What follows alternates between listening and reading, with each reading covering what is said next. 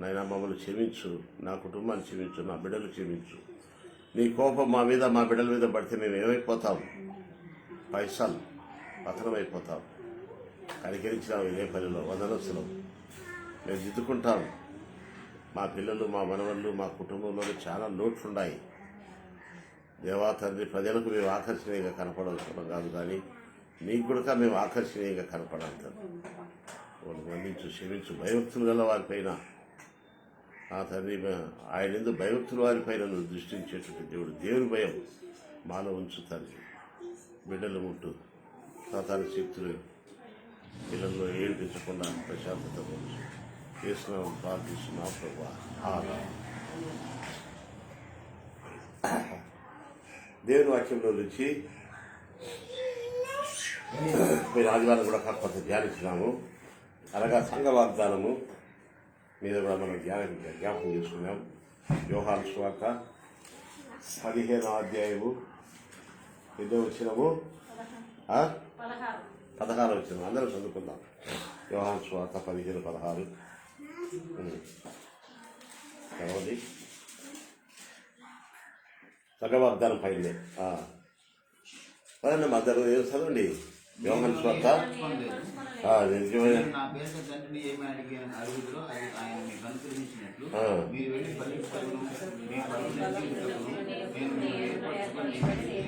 బహుగా ఫలించు. 92వ అధ్యాయము కీర్తన గ్రంథం 92 2వ వచనము ఇక్కడ చూస్తే 13వ వచనంలో యెహోవా మందిరంలో నాటబడిన వారై, అందరూ చదువుకుందాం. యెహోవా మందిరంలో నాటబడిన వారై వారు మన దేవుని ఆవరణంలో వర్ధిల్లుదురు. ప్రేమగల తండ్రి, నీకు ఎంత వందనాలు ప్రభువా. మా జీవితంలో మేము 2021 సంవత్సరం నీకు వచ్చినాం. మా ప్రభువా, తిరిగి ఫిబ్రవరి మాసము 14వ తారీఖు వరకు కూడా మా యాత్ర కొనసాగించింది. మేము కృతజ్ఞతమైన మిమ్మల్ని ఆరాధించడానికి సాయం చేయలేనా. నీ మాటలు మా ఆరాధన కొరకై దయచేయండి. యోగ్యంగా బలపాలను సాయం చేయలేనా. నీ పరిశుద్ధాత్మ తాకుడు అయోగ్యదాసుని నీ రక్తంతో కడిగినను నా తనకు స్వాధీనం ఉంచుకొని నీ ఆత్మాభిషేకంగా నీ జీవన పుంజులతో సాయం చేయి. పరిశుద్ధనామం ప్రార్థిస్తున్నాం ప్రభువా, ఆమేన్. పోయిన ఆదివారం నుంచి కూడా చూస్తున్నాం. ఈ సంవత్సరం వాగ్దానం ఏంటంటే కనుక యోహాను సువార్త 15:19 మీరు బహుగా ఫలించడం వలన నాలో అంటగట్టబడుతుంది. ఈ సంవత్సరం దేవుడు మనల్ని ఫలింపజేస్తాడట. ఏ రీతిగా ఫలిస్తాడో, ఎట్లా అభివృద్ధి పరుస్తాడో. ప్రభుత్వం కూడా ఏం చేస్తుందంటే సంవత్సరానికి వాళ్ళకు ఇంక్రిమెంట్ చేయడం, జీతాలు పెంచడం, డిఏలు వాళ్ళకు ప్రభుత్వం కూడా దయచూస్తుంటుంది. అట్టప్పుడు దేవుడు మనం 2021లో ఏ దయచూస్తాడో, ఎట్లా వర్ధన చేస్తాడో, గర్భఫలం ఇస్తాడో, భూఫలం ఇస్తాడో, మన యొక్క రాబడి దీవిస్తాడో, మన ఆరోగ్యం దీవిస్తాడో, ఏ విధానంగానైనా సంవత్సరానికి ఒకసారి. ఏమండి సాల్మన్ రాజు గారు, నువ్వు గవర్నమెంట్ టీచర్ ఇస్తారా? గవర్నమెంట్ ఏమి ఇస్తారు సంవత్సరానికి ఒకసారి? తలకాయ ఇచ్చాకండి. ఏది చెప్పు, ఏమి ఇస్తారు? నీకు కూడా ఇంక్రిమెంట్ కావాలా? నువ్వు ఎక్కడ ఉద్యోగం చేస్తున్నావు? స్టేట్ బ్యాంక్కి, సెంట్రల్ గవర్నమెంట్ కాకపోయినా యేసు ప్రభు సంఘములో ఆయనకు ధూపం వేస్తూ ఆయన రక్తంతో కొన్నావు. యేసు ప్రభు సంఘములో నువ్వు ఎంప్లాయీస్, ఇండిపెండెంట్ కాదు, పనికిమానుని కాదు, లోకస్తుని కాదు. నీకు కూడా ఈ 2001లో ఇంక్రిమెంట్ ఉంది. ఓవేదో ఏం చేసి ఏమ్మాయి శోభా నవీన, ఏమండి జయరావు గారు, ఇంక్రిమెంట్ ఉంది, తీసుకుంటా వద్దా? నువ్వుగా ఇంక్రిమెంట్ ఇచ్చేది గవర్నమెంట్ అంతే ఇచ్చారు. దేవుడు ఎంత ఇచ్చాడు ఇంక్రిమెంట్? ఇంత వద్దు నీకు జశవా, ఏమండి వద్దా? అందరికి కావాల్సిందే వర్ధిల్లడం అంతే. కాబట్టి మనం వర్ధిల్లేదానికి మనం ఎక్కడున్నాం? మన వెనక స్థితి ఎక్కడున్నాం చెప్పండి. నిర్గమకాండము 7వ అధ్యాయం 10వ వచనంలో చూస్తే ఎక్కడున్నాం చెప్పండి. మన వెనకటి కాలం నుంచి ఎక్కడున్నాం? నిర్గమకాండము 7:10 చూడండి. అక్కడ ఏమనింది? నిర్గమకాండము 2వ సామూయేలు 7:10. సామూయేలు 7:10లో ఉంది. 1వ సామూయేలే గారికి కనుక 7:10 ఏమని చదవండి. 1వ సామూయేలు 7:10 ఏమనిందండి? ఐగుప్తిలో ఉన్నటువంటి వారిని మనం తీసుకొచ్చి సమూయేలు ఆ, దహన బలి అర్పించుండగా ఆ, ఫిలిష్తీయులు యుద్ధం చేయటకై ఇశ్రాయేలు మీదకు వచ్చి అయితే కాదు కాదు యెహోవా ఆ దినమున కాదు సమీయులు అంటే నిర్గమకాండం అనుకుంటా 7:10 చూడండి. నిర్గమకాండం 7:10 ఏమైంది? మనం ఐగుప్తులో ఉన్నటువంటి వారిని తీసుకొని వచ్చి ఆయన ఏం చేశారంటే ఆయన కొరకు ఆయన మందిరంలో నాటబడినటువంటి వాళ్ళంగా ఉంటున్నాం. అక్కడ చూసి ఎట్లా ఐగుప్తులో ఉన్నటువంటి వారిమైన మనల్ని ఉండే ఆ మాట నిర్గమకాండము 7:10 ఎక్కడ చూసుకోండి ఆ మాట ఉందా?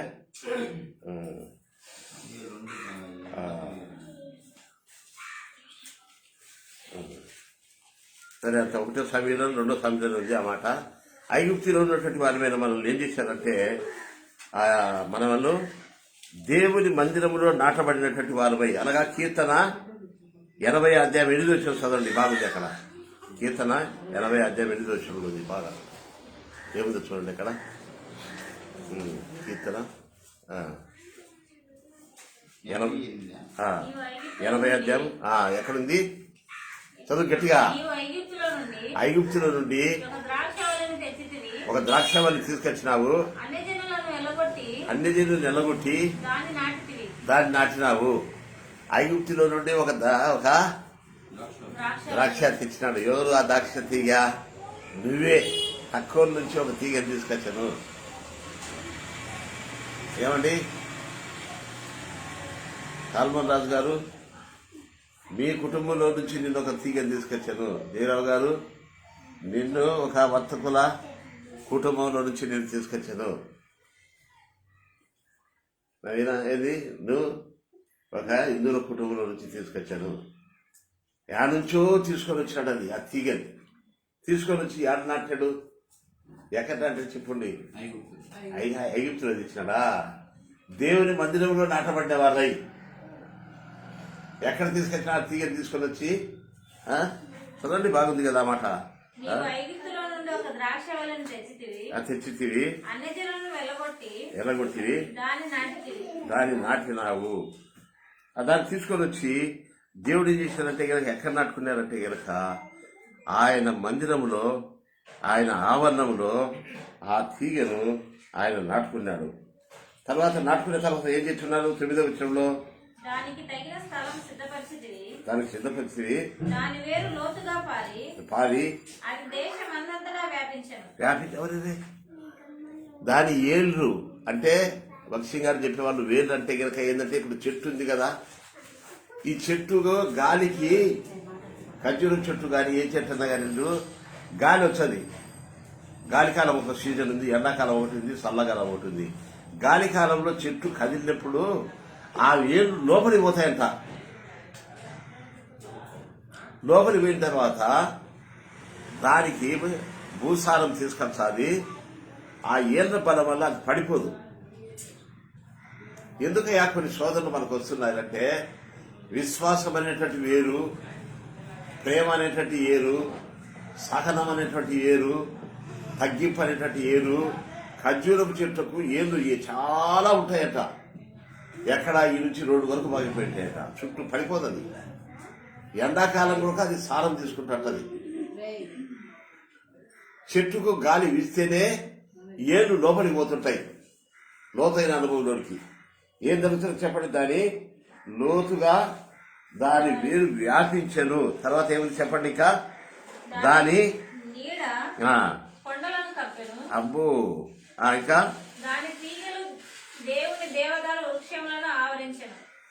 దాని యొక్క తీగలు ఏళ్లలో నుంచి కొమ్మలోకి వచ్చి కొమ్మలో నుంచి తీగలు వచ్చేసి దూర దేశానికి వ్యాపించినాయట.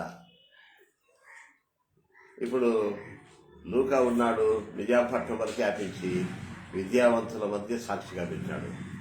జయరావు గారు ఉన్నారు, ఆయన కొడుకుని తీసుకొని పోయి ఆ కొమ్మ ఎంతవరకు పోయిందంటే ఢిల్లీ వరకు పోయింది. ఆయనేమో అది పుట్టింది ఇక్కడనే. చూసావా? కాబట్టి యేసోబు నీరు లేని బాయిలో వేసిన తర్వాత ఆ యేసోబు ఆ ఇశ్రాయేలు 12 మంది ఎంతగా దేశమంతా 12 గోత్రికులు వ్యాపించినారు. యాకోబు గర్భంలో మోసగారి గర్భంలో 12 మంది పుట్టినారు. యూదా, బెన్యామీను, ఇశ్రాయేలు, దాను, నఫ్తాలి. 12 దేశాలు స్వాధీనపరుచుకున్నారు. చాలా మంది భక్సింగ్ గారు చెప్పేవాడు, మద్రాసు, హైదరాబాద్లో ఉన్నటువంటి విశ్వాసులే అమెరికా దేశం, ఫ్రాన్సు, జర్మనీలో, న్యూయార్క్లో ఉన్నారు. మన ఇండియాలో పుట్టోళ్ళే ఉద్యోగరీత్యా అక్కడికి వెళ్ళి అక్కడ సంఘాలు స్థాపించి కాలేజీ, బ్యాంకీ అధికారులుగా అనేక రీతులుగా. ఇప్పుడు మీ తమ్ముడు పోయాడు కదా, ఎక్కడ పోయాడు? అమెరికాకు పోయినట్టు ఆ దేవుని నమ్ముకునే పిల్లలందరూ కూడా అమెరికా దేశంలో భక్సింగ్ గారి సహవాసం ఉందంటే న్యూయార్క్లో ప్రపంచమంతటికి పెద్దది. 222 రాష్ట్రాల నుంచి ఇందిరాగాంధీ కూతురు, ఇందిరాగాంధీ సంతానం కూడా న్యూయార్క్లో చదివినారు. న్యూయార్క్లో చదివినప్పుడు అక్కడ లెక్చరర్లు, ప్రొఫెసర్లు ఎవరంటే కోశీ గారి భార్య. వాళ్ళు ఎవరు అంటే కనుక మద్రాసు నుంచి పోయి రక్షించబడి 220 రాష్ట్రాలకు కోశీ గారి భార్య ద్వారా వాళ్ళు విద్య చెప్పి అన్ని దేశాలకు వ్యాపించినారు. అందుకే భక్సింగ్ గారు ఎక్కువగా అక్కడికి పోతారు. న్యూయార్క్ దగ్గర సైరాకూస్ అనేది ఇంజనీరింగ్ కాలేజ్ ఉంది. అక్కడ వాళ్ళు పనిచేస్తుంటారు. కాబట్టి మన పిల్లలు కూడా ఆయా ప్రదేశాలకు వ్యాపించుతారు. ఎంత గొప్ప మాట అండి ఇది. దాని తీగెలు ఇంకా చూడు 11వ వచనంలో దాని తీగెలు అబ్బో యూఫ్రటీసు నది వరకు దాని రెమ్మలు వ్యాపించెను. త్రోవను నడుచు వారందరూ దాన్ని తెంచివేయనట్లు దాని చుట్టూనున్న కంచెలను నీవేలా పాడు చేసితివి. కాబట్టి త్రోవను పోయేటువంటి వాళ్ళందరూ కూడా దాన్ని తెంచివేయినట్లు దాని చుట్టూను ఏం చేస్తున్నట కంచెలు నీవు పాడు చేసి.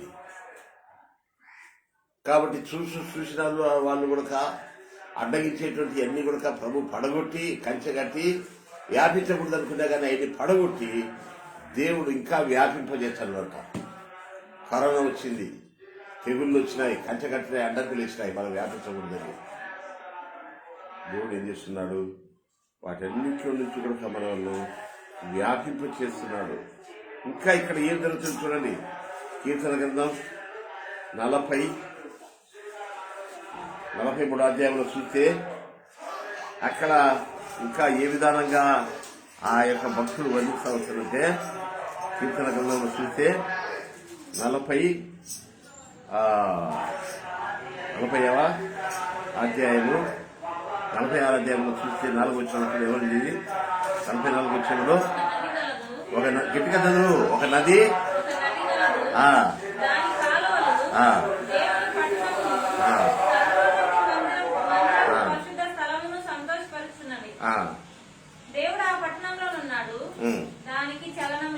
ఒక నది కలదు. దేవుడు సృష్టించినటువంటి నది షిహోను ఆదికాండంలో మొదట ఇది మాట. షిహోను, గిహోను అనేటువంటి 4 నదులు మొట్టమొదట ఆయన సృష్టించినాడు. ఆ నదుల్లో నుంచి కూడా ఏం జరుగుతున్నదంటే ఆ నదుల్లో నుంచి సర్వోన్నతుని మందిరపు పరిశుద్ధ స్థలమునకు అవి సంతోషపరుస్తున్నాయట. ఆ నదిలో నుంచి నీళ్లు ఎక్కడికి వస్తున్నాయట? ఎక్కడికి వస్తున్నాయట? ఆ నదులు ఎక్కడికి వస్తున్నాయండి? ఎక్కడికి వస్తున్నాయి? దేవుని పట్టణం అనేటువంటి స్థలమును, అంటే దేవుని పట్టణమును, సర్వోన్నతుని మందిర పరిశుద్ధ స్థలమును వస్తున్నాయట ఆ నీళ్లు. ఒక నది కలదు దాని కాలువలు అని పాట కూడా కొద్ది. ఆ నదిలో నుంచి ఈ కాలువలు ఏం చేస్తున్నారంటే ప్రాజెక్ట్ ఉంది నాగార్జున సాగర్ నుంచి కాలువ ఎంతవరకు వచ్చిందంటే ఇంతవరకు కూడా వచ్చేస్తుంది. తుంగభద్ర డ్యామ్ నుంచి దేవుని నది, జీవజలపు నది. అది చేదు నీళ్లు కాదు. ఆ నది దగ్గరికి పోయి దుప్పి ఏం చేస్తుందంటే ఊట తాగుతుందంట. స్వచ్ఛమైనటువంటి నీళ్లు, జవ్వలు కాదు, ఉప్పు నీళ్లు కాదు. ఆ దుప్పి కూడా ఊట వచ్చే కాడికి పోయి తాగుతుందంట. కాబట్టి దేవుడు ఆ నీళ్లు మనకు దినదినమున ఆదివారం తీసుకొని వచ్చి ఈ తీగెను ఈ మందిరంలో నాటబడినటువంటిది ఏంది చెప్పండి? ఆ నది నీళ్లు ఎక్కడికి వస్తున్నాయి? పరిశుద్ధ స్థలంలోకి వచ్చి ఆ తీగను తడిపి దాన్ని సంతోషపరుస్తుందంట. మేము ఇంటి ముందర ఈ 2 మొక్కలు నాట్యం పచ్చయి. ఏది ఏమేమి పెట్టాము చెప్పండి. అది దాని మీద 2 నీళ్లు చల్లితేనే అది బాగా పచ్చగా ఉంటుంది, అది చల్లదనం వస్తుంది. కింద కుండి పెట్టాము, ఆ కుండిలో ఏమేమి నాట్యం దాన్ని చెప్పండి. అది కలమంద నాట్యం. నీళ్లు చల్లితేనే అది పచ్చగా ఉంది, కాబట్టి ఎండిపోతుంది. ఆ కలమంద మనిషికి ఏం చేస్తుంది? సలవదనం ఇచ్చాది, ఆరోగ్యం ఇచ్చాది. ఇంకా పూల చెట్టు ఆయా మొక్కలు నాటితే అవి మనకి ఎంత ఉత్సాహం, మంచి గాలి వస్తుందో, ఆ నది నీళ్లు వచ్చేసి ఏం చేస్తున్నారంటే మనల్ని సంతోషపరుస్తున్నది. చూసావా? నిన్ను నన్ను సంతోషపరుస్తూ ఇంకా ఏం చేయగలుగుతున్నది అంటే మనము ఆ నది నీరు మనలోనికి వచ్చేసి ఏం జరుగుతుంది? 5వ వచనం చదవండి. దేవుని పట్టణంలో ఉన్నటువంటి దానికి దేవుడు ఆ పట్టణంలో అన్నాడు, దానికి చలనం లేదు. చలనం లేదు ఏదో నీ జీవితానికి. సాల్మోన్ రాజ్, నీకు చలనం ఉండదు. జాషువా, నీకు చలనం ఉండదు. ఏ కచ్చలు కట్టని, ఏ ఫలరాజు అడ్డం రాని, ఏ తెగుళ్ళు రాని ఆ కుటుంబానికి చలనం లేదు. ఇంకా రంకెలు కొట్టచ్చు ఆ మాట అంటానే. ఏంది ఇది ఉదయకాలంనా? కొనేది బాగుంది నువ్వు కూర్చో, బాగుంది. ఆ మాట నాకు సన్న కొట్టి టేబుల్ కొడుతున్నా. ఎట్టొచ్చిందంటే ఇది పొద్దున కుటుంబ ప్రార్థన మాది. ఇది నీకు, నీ బిడ్డలకు, నీ కుటుంబకు, నీ మనవళ్లకు, నీ దగ్గరికి వచ్చేటువంటి వాళ్లకు చలనం లేదయ్యా. దాని ఇంగ్లీష్లో చెప్పు సల్మాన్ రాజు. చలనం లేదంటే ఏంది? ఇంగ్లీష్లో చలనం లేదంటే ఏమిటా? చలనం లేదంటే అంటే ఇంకా కదలిక లేదు. అది చింతించాల్సిన పని లేదు, అది కలవరపడాల్సిన పని లేదు, విచారపడాల్సిన పని లేదు. షుగర్ రాని, బీపీ రాని, గుండె జబ్బు రాని, పట్టు జబ్బు రాని చలనం లేదు నీకు. అలేరియా కొత్త టేబుల్ మళ్ళా ఒకసారి గట్టిగా. ఈ కుటుంబ ప్రార్థన నాకు వచ్చింది. ఇది ఏమండి మన కుటుంబ ప్రార్థన ఎంత నూకా పద్ధతి ఇది ఎంత చెప్పండి? ఎంతరా మనము? 46వ అధ్యాయం. నా కళ్ళకు నీళ్ళు వచ్చినాయి. ప్రభువా, ప్రజలు తగ్గిపోతారు. ఈ దినము నా వచ్చారు. ఎంతమందికి పెళ్లిళ్ళు చేసినాం ఇక్కడనే, ఇదే నాగార్జున సాగర్లో, ఇదే రేపల్లిలో. పెళ్లికి పోయి తపాలాలు కొట్టాము, ఇందులు పెట్టాము, డోలు కొట్టాము, ఉద్యోగాలు ప్రమోషన్లు ఇప్పించినాం, వాళ్ళ సావుల్లో పాడె మోసినాం, అన్ని చేసినాం. వాళ్ళు ఈ దినం రేపు ఉంటారు, శత్రులుగా తయారవుతారు, మారిపోతారు కూడా. నా ఇంట్లో భోజేసిన నా మీదకి మెడవెత్తుతారు. అయితే వాళ్ళందరూ అట్లా జరుగుతుంది. అందరూ వెళ్ళిపోయి నాకు ఎట్లా బతుకుతా? మన అన్నలు, మన తమ్ముళ్ళు, మన బంధువులు కూడా నిన్ను వదిలిపెట్టచ్చు. ఏసోములు కదా నీళ్లు పోసేట్టు. అయితే నీకు చల్లం లేదు. లూకా, సల్మాన్ రాజ్, దేరావు, నీకు చల్లం లేదయ్యా. నీ అన్నలు, నీ తమ్ముళ్ళు, సహోదరులు వెళ్ళిపోయినా ఇంకా ఏం జరిగినా కానీ నీకేమంటారు? నీ పేరు పెట్టుకుని చదువుకో. ఆ ద్రాక్ష తీగకు దాన్ని ఎప్పుడు సంతోషపరుస్తుంటా. అది వాడిపోదు, అది వ్యాపిస్తుంటుంది. ఎందుకు? అది ఎక్కడ నాటబడింది? దేవుని మందిరంలో నాటబడింది. ఐగుప్తులో ఉన్న మొక్కను తీసుకొచ్చి దేవుని మందిరంలో నిన్ను నాటుకున్నాడు. నాటుకున్నప్పుడు దీనికి దినదినమున నీరు కట్టుచున్నాడు. అరుణోదయమునే చూడు, పొద్దున్నే లేచే చేస్తాను చెప్పండి. ఆ తోటవాలి ఈ మాట చదువుకుంటే నాకు అరుణోదయమునే దేవుడు దానికి సహాయం చేస్తున్నాడు. ఎక్కడ ఏమొచ్చినాం? అది 5వ వచనంలో. అరుణోదయం అంటే తెల్లవారతలకే నీ దగ్గరికి ఒకటి సహాయం తీసుకొని వస్తాడు. చేపలో, బట్టలో, డబ్బు, కూరగాయలు, పండ్లు, ప్రతిదినం హెల్పింగ్. ఏదండి నమ్ముదామా మాట? ప్రతిదినం సహాయం చేసేవాళ్ళు. ఇంకా మెయిన్ మాట ఎక్కడుంది? అది ఎక్కడుంది అంటే ఏసీ 40 నువ్వు నా సేవకుడు అని దిగులు పడకు, భయపడకు, నేను నీకు సహాయం చేస్తాను. ఇంకా ఎక్కడుంది ఆ మాట? నా ప్రార్థన కూటంలో పాడినాము. ఎవరు రాలే? కొండల తట్టు కరులెత్తుచున్నాను, నాకు సహాయం మెచ్చట నుండి వచ్చు. ఎంత సాయం కావాలి కదా దేవో గారు నీకు? లూకా, నీకు అప్పులకు ఎంత సాయం కావాలా? లోన్ పెట్టుకుంటే బతికేది. అరే చేసి నీకు ఎంత కావాలా సహాయము? ఓ మీద నీకు ఎంత కావాలి సహాయము? శోభ ఎంత కావాలా? నేను నీకు సాయం చేస్తా. సహాయము ప్రతి దినమున అరుణోదయం అంటే ఏదండి సన్మరాజు గారు? అరుణోదయం అంటే సహాయం. అరుణోదయం అంటే ఏంటండి సన్మరాజు గారు? అయ్ ఉదయకాలం నీకు ఒకటి తీసుకొని వచ్చాడు ఒక సహాయం. ఏం గతులేస్తావు ఏమ్మాయి? దా నాకు ఈ సాయం తీసుకొని వచ్చాడు, నువ్వు ఇంత తిను, నువ్వు ఇంత తిను. మాట తప్పే ఆయన కాదు. ఆయన ఎస్సేను పెద్దామని చేసినాడు. తల్లిలేనామె రాణిగా ఉంటే వాళ్ళ చిన్నాయన ఉన్నాడు, అమ్మాయి సమయంలో నువ్వు దేవుని గురించే చెప్పు, ఆ రాజు నీకేమన్నా నిన్ను ఉరి తీసేటట్టుంటే గనక యూదులకు మరొక దిక్కు నుండి సహాయం వస్తుంది. ఆయన సాయం చేయకపోతే మరొక దిక్కు నుండి వస్తుందంటే ఇంకొక దిక్కు నుంచి ఎక్కడి నుంచి వస్తుంది సాయం నీకు?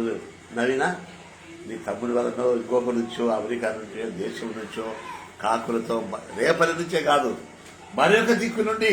ఏం సర్వదా నీకు సహాయం ఎక్కడి నుంచి వస్తుంది? నీ స్కూల్లో నీకు సహాయం చేసేవాళ్ళు లేరు, ఇంతకంటే లోని వాళ్ళు మరొక దిక్కు నుండి నీకు సహాయం వచ్చిందా? ఇస్తేకి ఏం చెప్పినాడు మధ్యకై? ఆ రాజు నీకు సాయం చేయకపోతే దేవుడే రక్షిస్తాడని చెప్పు, చేయకపోతే నీకు ఎక్కడి నుంచి వస్తుంది సాయం? మనకంటే ఎక్కడి నుంచి వస్తుంది? ఎక్కడి నుంచి వస్తుంది? మరొక వచ్చదా? మరొక దగ్గర నుంచి నీకు బట్టలు వస్తాయా? ఆహారం వస్తుందా? చేయి ముడుచుకుంటారు అందరూ, నీకు ఇచ్చే సహాయం ఇక్కడ. ఏమ్మాయి, నీ స్కూల్లో నేను తీసేస్తాను లుకా, జీతం తగ్గిస్తాను లుకా, మార్పులు జరుగుతాయి. ఎంత పని చేసినా నువ్వు పోయిన నుంచి ఓవర్ టైం చేసినావు, ఏమైనా జరుగుతుంది. గవర్నమెంట్లో డబ్బు లేదంటుంది, మరొక దిక్కు నీకు సహాయం వస్తుంది. ప్రతిదినం చేసి కంప్యూటర్ జరగలేదంటే దిగులు పడాల్సిన అవసరం లేదు. ఎవరింది నీ పేరు పెట్టుకొని చదువుకోరా చేసి సాల్మోన్ రాజు నీకు ఎక్కడి నుంచి వస్తుంది? ఎక్కడి నుంచి? అరుణోదయం నుంచి. అరుణోదయం అనేది నేను నీకు సహాయం చేసేదాను కాబట్టి ఇంచుకో ఏ నీళ్ళున్నాయో ఆయన దినదినమున నీకు నీరు కట్టుచున్నాడు.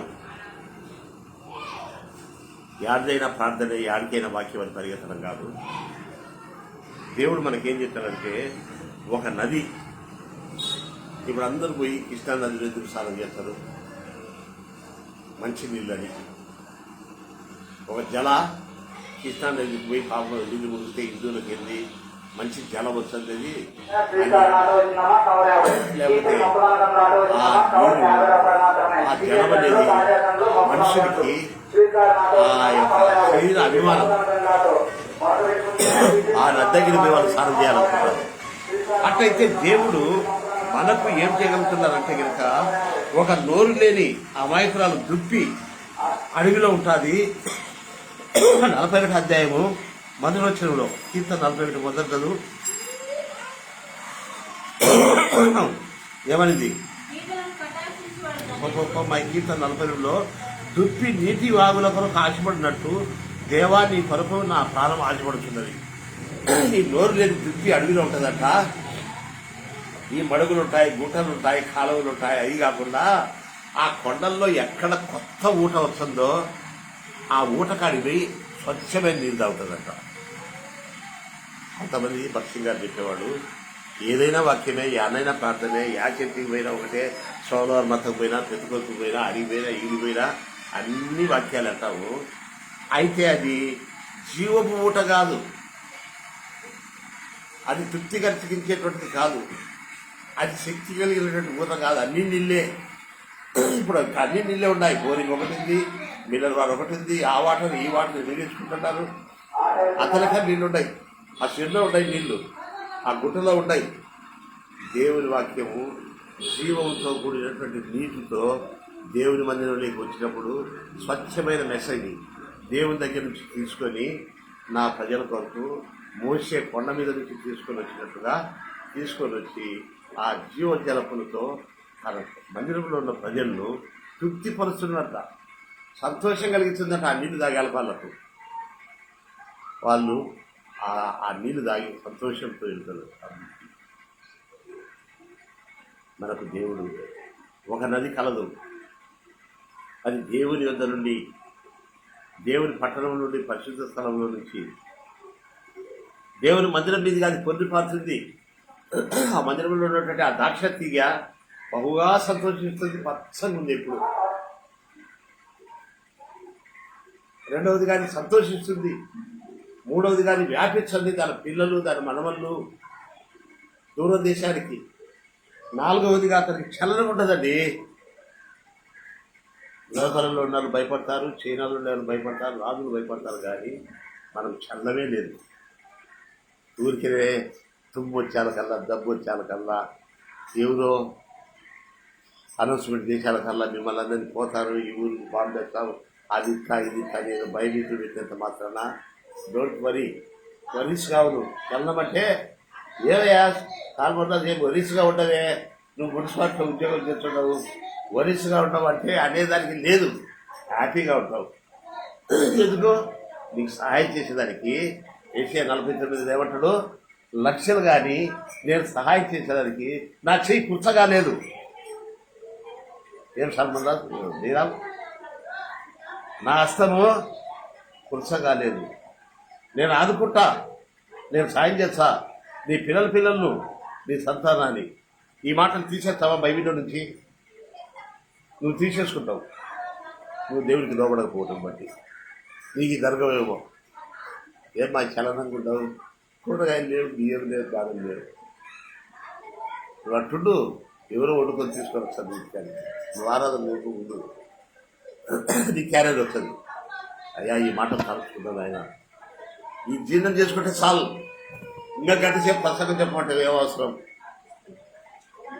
నేను నాతో ఒక పాస్టర్ గారు వచ్చినాడు, ఏదో ఇంటి పక్కన వాళ్ళని పిలిచాడు, కూర్చున్నాం, 2 పాటలు పాడినాం. చెప్పండి పాస్టర్ గారు అని ఆయనకి అవకాశం ఇచ్చాను. పక్కనే సుబ్బారావు చూపించాను బైబిల్ తెలుసు చేసి, ఏది లేండి నువ్వే చెప్పండి బదులండి. కాబట్టి ఏంటంటే దేవుని వాక్యము మనం జలము అందించేటువంటి వాళ్ళకు ఉండాలి.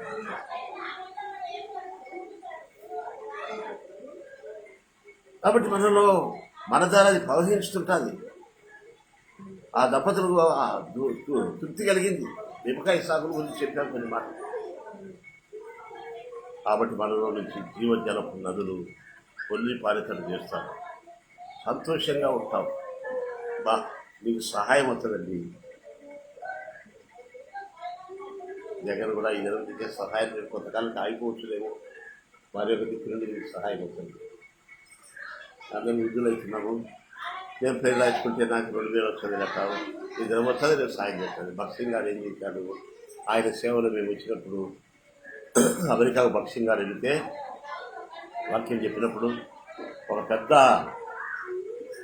వర్క్షాప్ కలిగినటువంటి ధనవంతులు మీటింగ్ అయినప్పుడు నా వర్క్షాప్లోకి వచ్చి ప్రార్థన చేస్తున్నాండి అని తెలియకపోతే భక్సింగ్ గారు వెళ్ళినాడు. ఆ ద్వారా ప్రార్థన చేసినప్పుడు ఈ యార్డు నిండా, ఈ కాంపౌండ్ నిండా కొన్ని వెహికల్స్ ఊరికి మీద మూలబడి ఉన్నాయి. మీ ప్రాంతంలో దైవ సేవకులు పాస్టర్లు ఉన్నట్ట, పేదోళ్ళంట, 2 డజన్లు కానీ 3 డజన్లు కానీ ఈ వ్యాన్లు ఓడదార పంపించాను తీసుకోండి అంటే, నాతో సేవ చేసేవాళ్ళు ఎవరు కూడా బిగ్గర్స్ ఏం లేరు, పేదోళ్ళు లేరు, రాజు కొడుకులు, వాళ్ళకు దేవుడు సహాయం పంపించాడు, మాకు వద్దని అంట. లేకపోతే మమ్మల్ని భక్సింగ్ గారు అమెరికాకు అలవాటు చేయించాలి. ఎక్కడున్నామో అక్కడనే దేవుడి పైన ఆధారపడితే దేవుడి సహాయం వస్తుంది. 50 ఏళ్ళ నుంచి నేను దేవుడు సేవ చేస్తున్నా. మా పిల్లలకు పెళ్లి, వాళ్ళ చదువులకు, వాళ్ళ వివాహాలకు దేవుడు సహాయం చేస్తున్నాడు. నీ బైబిల్లో రాసుకో. ఆయన మందిరంలో పలకండి, ఆయన మందిరంలో నువ్వు నాటబడినావు. రెండవదిగా నీకు బైబిల్లో అండర్లైన్ చేసి పెట్టుకో, నీకు నీరు కట్టుచున్నాడు. దేవుడి వాక్యము నీరు, స్వచ్ఛమైన నీరు. పొద్దున్నే దేవుడు నేను ఆ నీటితో నేను ఆదివారం తడుపుతాడు. ఆ నీరు పోయకపోతే అది వాడిపోతుంది. నువ్వు ఆదివారం రాలేదనుకోండి, కూర్చో, రాలేదనుకోండి, వాక్యం చదువుకోలేదనుకో, వాడిపోతాం, మొక్క వాడిపోతుంది. చెట్టుకు నీళ్ళు పోయలేదనుకోండి, ఏం నీళ్ళు? దేవుని పరిశుద్ధ స్థలంలో నుంచి వస్తుంది ఒక కాలువ, ఆ నది నీ మీదకి వస్తుంది, ఆ నదితో తడుపుతాడు. రెండవదిగా ఏం చేస్తాడు, నేను సంతోషపరుస్తాడు. ఎప్పుడు సంతోషంగా హ్యాపీగా ఉన్నావు. కొంతమంది కలుస్తాను అదే అంటారు, ఏమండి బాగున్నావు, హ్యాపీగా ఉన్నారా. మూడవదిగా ఏం చేస్తావంటే నిన్ను వ్యాపింపజేస్తుంటాడు. నాలుగవదిగా నేను ఏం చేస్తానంటే నువ్వు ఎప్పుడు కూడా చలనం ఉండదు. మన పోతున్న ఆయన పైన ఇంకొకటి వచ్చి పోతుందా అటైతే పొగ పెడతాను పట్టాడు. ఆయన పల్లెటూరు ఆయన పొగ పెట్టి ఆయన ప్రభువులోకి తీసుకురాకుండా చచ్చిపోయినాడు. తల్ల తండ్రి పొగ పెట్టలేదు, ప్రార్థన చేయాలా, నీళ్ళు ఇవ్వాలా, తలనొప్పి పట్టిపోతుందా. కాబట్టి ఆ రీతిగా నీవు ఏదన్నా కలత చెందినవాడు అంటే కనుక నిన్ను ఇంకా పైపిస్తాయి. మనం ఎప్పుడు కలత చెందాం. నిన్ను ఏమన్నా చేయని ఇల్లు ఖాళీ చేయమని చెప్తాను పోతాను ఉండి మేము ఇప్పుడు ఎన్నింటిలో మాట్లాడు ఏం రాట్టున్నామంటే ఇల్లు ఖాళీ చేయమని రాడు దొరుకుతుందండి అని నిద్ర పట్టేదని కలత.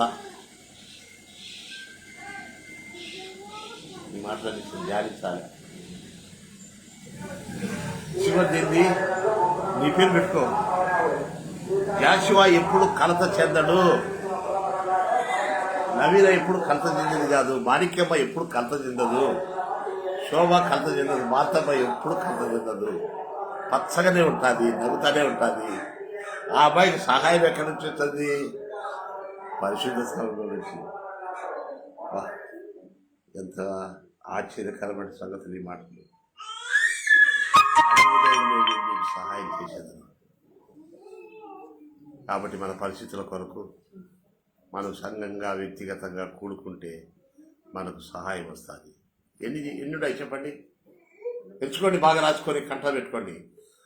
ఆ ద్రాక్ష తీగ నీవు దేవుని మందిరంలో ఏం చేసినాడు చెప్పండి? ఏం చేసినాడు? పలకండి, నాటబడిన వారై. ఇంకా ఎవరు పెరగించుకోలేరు. మీ అమ్మగారు మీ పుట్టింటోళ్ళు కూడా నీకు బాప్తీసం ఇచ్చి అత్తనిచ్చే పని చేసి దీంట్లో నాటాడు. దేని పెరుక్కొని పోయి మళ్ళీ వాళ్ళ ఇంటికాడ నాటుకుంటే పాడైపోతుంది. వాళ్ళ కులంలో, వాళ్ళ మతంలో, వాళ్ళ జాతిలో నాటబడి దీంట్లోనే నాటబడు. మందిరంలోనే ఇంకొక మందిరంకి పోయి ఆడ నాటబడి ఈడ నాటబడి పాడైపోతావు. అక్కడ ప్రాంతంలో ఇక్కడ ప్రాంతంలో వెళ్ళాలి. దైవజనుడు భక్సింగ్ గారు 55 సంవత్సరాల కంటే ఎక్కువగా రక్షించబడింది నాటు నుండి ఒక సహవాసంలోనే ఉండా. ఆయన చెప్పిన ప్రసంగాలే ఇంట, ఆయన రాసిన పుస్తకాలే కానీ అదిగో అక్కడ స్వస్థకూటాలు, ఇదిగో ఇక్కడ అద్భుతాలు జరుగుతాయంటే నేను పరిగెత్తను. నాకు అక్కడ నుంచి ఆ నీరు తృప్తి కలుగుతుంది. దాంట్లో ఆ సహవాసంలోనే నేను నాటబడ్డా. నన్నేం సిగ్గుపరిచేటట్టు, అవమాన పాలు చేసేటట్టు చేయలే నా ప్రభు. ప్రభువా, నేను ఐగుప్తులో నుంచి నీ మందిరంలోకి తీసుకొచ్చి నాటినావు, నీకు స్తోత్రాలు. రెండవది ఏం చేయాలి? నాటబడిన చెట్టుకు నీరు పోస్తున్నావు ప్రభువా. నువ్వు ఆరాధించేటప్పుడు రాసిపెట్టుకొని ఆరాధించు. ఆరాధించమంటే ప్రభువా పోయిన వారం నుంచి ఈ వారం కాపాడే స్తోత్రం ఆమె అంతే. దాన్ని నీ బతుకు నువ్వు చూడు, నీ బతుకు చూడు. నీ ఆరాధన చేయమంటే ఇద్దరు అమ్మగారిని ఇద్దరి ప్రార్థనలు చేయమన్నా. చెప్పుకోండి ఆ పాత్రలు గారిని భార్య ఎంతో చేస్తుంది అనుకుంటే ప్రభువా కాపాడిన వందనాలు ఆమె అయిపోయింది. ఈ అమ్మాయి పోతుంది, ఈ అమ్మాయి కుటుంబం జీవితం అనేది ఏమన్నా ఉందా? కాబట్టి అక్కడ ఆయన ఏమన్నా వాక్యం చదివినాడా? కాబట్టి ఆరాధిస్తున్నట్టే కనుక ఏంటంటే ప్రభువా నేను ఐగుప్తులో దాసత్వంలో పాపంలో ఉన్నాను, నన్ను నీ మందిరంలోకి తీసుకొచ్చి నాటినావు. ఏమనాలా? ఆరాధనలో మొట్టమొదటి ఏమన్నాళ్ళు నాటినావు. రెండవదిగా నాటబడినటువంటి తీగనైనా నాకు నీళ్లు పోతున్నావు ప్రభువా, నీ స్తోత్రాలను ఆరాధించాలా. మూడవదిగా ఏం చేయాలి చెప్పండి? నన్ను వ్యాపింపజేస్తున్నావు. నా ద్వారా నా కుటుంబం, నా భర్త, నా పిల్లలు నమ్ముకునేటట్టు చేసినావు. నాలుగవదిగా ఏం చేస్తున్నావు? నన్ను సంతోషపరుచున్నావు, నీకు స్తోత్రాలు ప్రభువా. ఐదవదిగా ఏం చేస్తున్నావు? నన్ను, నా కుటుంబానికి, నా బిడ్డలకు, బడి పుస్తకాలకు, చదువులకు ఏం కావాలో పొద్దున్నే తెల్లవతలకే నాకు సహాయం వస్తుంది. నాగా రేపల్లిలో ఉంటే తెల్లవారి కాలం మణియాడు తీసుకొని వచ్చాయి ఆయన. ఈ మణియాడలన్నీ చూసి నా పక్కన ఒకడు తిమోతి ఉన్నాడు అన్న, నాకు రోజు బదులు అన్నా అన్నాడు. ఇవ్వకపోతే కుట్ర పడతారు. కాబట్టి అలాంటివి ఉంటాయి. కాబట్టి ప్రతిదినం మర్యాద వచ్చేది నాకు. మనకు వచ్చిన సహాయం చూసి కొంతమంది అసూయపడే వాళ్ళు ఉంటారు, వాళ్ళు కూడా ఉంటారు. 8 సంవత్సరాలు ఉన్నాయి అక్కడ పల్నాటి ఏరియాలో, పతనమైపోయినది, మందిరం లేదు, సేవ ఎంతో మంది అభివృద్ధి పరిచిన. అరుణోదయం దగ్గరనే నీకు సహాయం రావాలమ్మాయి, నీకు ఫోన్ చేసి ఒక చెక్కు ఒక మర్యాద వచ్చేది వేవటండి సాల్మన్ గారు, హ్యాపీ డే అమ్మా, దేవుడి స్తోత్రములు. ఇటువంటి అరుణోదయం నీకు సహాయం అవుతాడు. పద్యం ఎవరు తెచ్చారు? దూతలు, కాకులు సహాయములు పంపిస్తాడు. తండ్రి నాకు ఇచ్చినావు, నీకు వందనాలు ప్రభు అని మా ఆరాధన చేస్తావా? నాకేంటి రావులయ్యా, పోయిన వారం నుంచి వారం కనుక స్తోత్రం రాదని అంటావా? ఇప్పుడు ఆరాధనలో ప్రవేశిస్తాం. పిల్లలు కదా 1వ తరగతి పాఠాలు నేర్పినట్టు మీకు బలం నేర్పుతున్నా. పిల్లలకు పాఠాలు ఏం నేర్పుతుంది చెప్పండి? ఆ ఈ ఊ అని అన్న తర్వాత పిల్లలు ఏం చేశారు? పలికేటప్పుడు ఆ ఈ ఊ వై ఈ కింది పై కింది వలుతారు. ఆ టీచర్ ఏమంటాడు? ఇంతగా సంవత్సరం అంతా నేను నీకు ఏబిసిడీలు పాఠాలు నేర్పినాడు, మళ్ళా ఏబిసిడి అని అంటే ఏబి కాడిపోయినా సి కాడికి పోయినావు, బి ఒకటివరా నాయన తిక్కలని కొడతాడు. ఏబిసిడి అని టీచర్ పాఠాలు చెప్తాడు, చెప్పమంటాడు. ఏబిసి అంటావు, ఏసి అంటావు, అరే బి ఒకటివరా అంటే అంటారా సార్ అంటా మేడం అంటావు. అది మన పాఠాలు నేర్చుకుంటేది. కాబట్టి ఆరాధన కొడుక ఏం చెప్తారో చెప్పండి, నూరిపోతున్నాను. నా దమ్మంతా దగ్గు ఉడుచుంది, ఆయాసం సాలికి 76 సంవత్సరాలు ముసలోని తిత్తులు. ఈ సమయంలో ఊపిరితిత్తులు బిగుసుకుపోయి మాట్లాడాలని వాయిసి అన్న ఇప్పటికి నువ్వు వాక్యం చెబుతున్నావు అంటే గొప్ప ఆశ్చర్యం అన్నంటే దేవుడే బలం ఇస్తున్నాడయ్యా అని చెప్తున్నా. ఏంటి చెప్పండి? మళ్ళా ఇంటికి పోయి కూడా ఇదే పాట పాడుకోవాలి.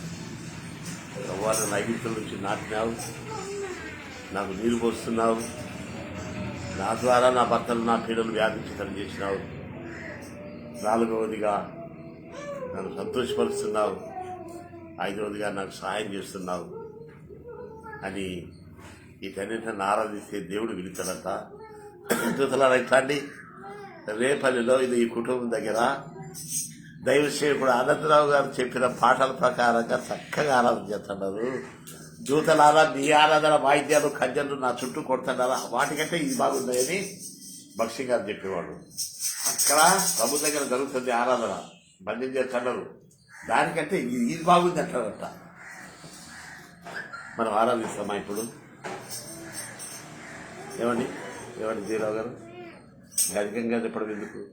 ఇవి మన జీవితం అయితే సార్. నా మటుకు నా కుటుంబ ప్రాంతంలో మాట్లాడితే ఆనందరావు రానున్న దినాల్లో ట్రస్ట్ సొసైటీలు రకరకాలుగా సంఘాల్లో మార్పులు జరుగుతుంటాయి. నీకైతే చలనం లేదయ్యా, నా క్రమంలో నా దర్శనంలో నాటవన్నావు. ఒక ఆయన అదే చెప్తున్నాడు, అంకుల్ మేమైతే ఈ టెస్ట్లో కడిగేసి ఆ టెస్ట్లో కడిగేసి ఈ టెస్ట్లో. నిన్న ఒక ఆయన పెళ్లికి వచ్చినాడు, ఏం చేయాలి అంకుల్, ఏడ అడిగేయాలి, అట్ట చేసి ఇట్లా చేసేవాటాను, టెస్ట్ బాగుంది సొసైటీ బాగుంది అని నిన్న పెళ్లిలో చెప్తున్నాడు. నీవైతే ఒక దర్శనంలో నాటబడి ఉన్నావు. నువ్వైతే పచ్చకుండా ఆనందరావు అంకులు 2-3 వచ్చినారు దైవసేకులు నన్ను పట్టుకొని అంటున్నారు. మాకు అర్థం కాలేదు అంకులు అంటే, ఒక స్థిరంగా నాటబడి ఉండండి. మీరు ఇప్పుడు వచ్చినారు కాబట్టి ఇటు పరిగెత్తకూడదు. నేను పిలిచి మీ కేంద్ర ఆహ్వానం ఇచ్చితే మీరు రావాలి. అది క్రమం. ఇప్పుడు పాత్రలు అయిపోయింది, భోజనం తినిపోవాల్సిందే. ఏం చేయాలి అంకులు, మేము అట్టక్కడకు ఇట్టడు పరిగెత్తున్నాం అంకులు అని 2-3 వచ్చి నాతో అడుగుతున్నారు. నిన్న నీకు చలనం లేదు అంకుల్ అని వాళ్ళ నాన్నోడితోనే. ఏమన్నారు? నీకైతే అంకులు నిన్ను ఏ బ్రోలు ఏ చదువు కూడా ఏమన్నారు? నీకు చలనం లేదు. మీకు అంటే అబ్బా మాకు దిక్కుదే లేదు అంకులు. దేంట్లో అడిగితే బాగుంటుంది. మనకు దేవుడు చేసినటువంటి మేళ్లను మనం మర్చిపోలేము. కాబట్టి మనం ఒక పాట పాడదాం. కీర్తన గ్రంథంలో తీసుకో. యేసుని నమ్మిడి వారు ఆ పాట పాడినప్పుడు అప్పుడు మనం దాన్ని ఆరాధన చేస్తాం. యేసుని నమ్మిడి వారు